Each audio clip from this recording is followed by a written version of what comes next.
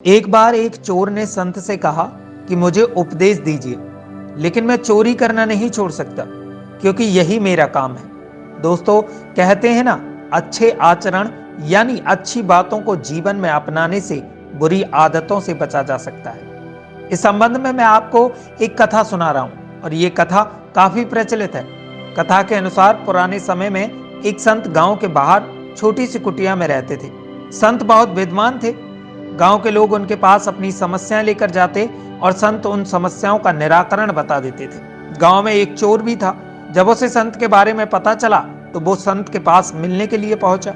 चोर ने संत को अपनी सच्चाई बताई और कहा कि कृपया मुझे कोई उपदेश दीजिए, लेकिन चोरी छोड़ने के लिए मत बोलना, क्योंकि मैं चोरी करना नहीं छोड़ सकता, यही मेरा काम है। संत ने चोर से कहा, ठीक है, तुम मेरी एक बात का ध्यान हमेशा रखना, सभी महिलाओं को अपनी माता और बहन समझना, कभी भी किसी महिला का अनादर मत करना और कोई भी ऐसा काम मत करना जिससे किसी महिला को दुख हो।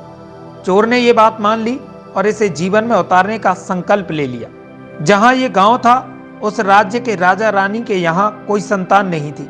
इस वजह से राजा अपनी रानी से गुस्सा था और रानी के रहने के लिए अलग महल की व्यवस्था करवा दी थी।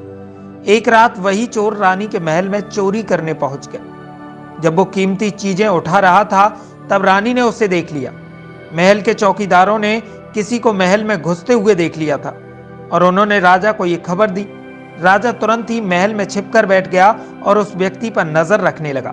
रानी ने चोर से कहा कि तू यहाँ कैसे आया है?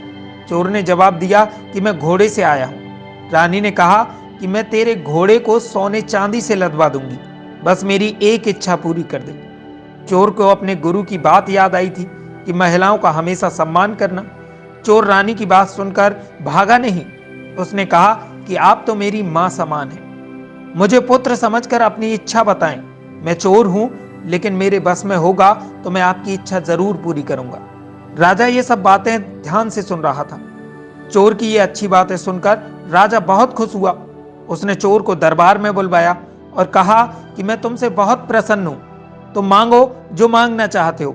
चोर ने कहा कि हे राजन, आप महारानी को आपके साथ ही महल में रखें, उन्हें दुख ना दें। राजा ने चोर की बात मान ली। महारानी से राजा ने अपने किए की क्षमा मांगी। रानी से राजा ने कहा कि हम इस चोर को ही अपना पुत्र बना लेते हैं। राजा भी चोर के अच्छे आचरण से खुश थे। वो भी बात मान गए और चोर को अपना उत्तराधिकारी घोषित कर दिया। इसके बाद चोर का जीवन ही बदल गया। उसने चोरी करना छोड़ दिया। दोस्तों, इस छोटे से प्रसंग की सीख ये है कि अच्छे आचरण से ही बुरी आदतों से बचा जा सकता है। अगर हमारे आचरण में अच्छी बातें रहेंगी तो हम गलत काम करने से बच सकते हैं।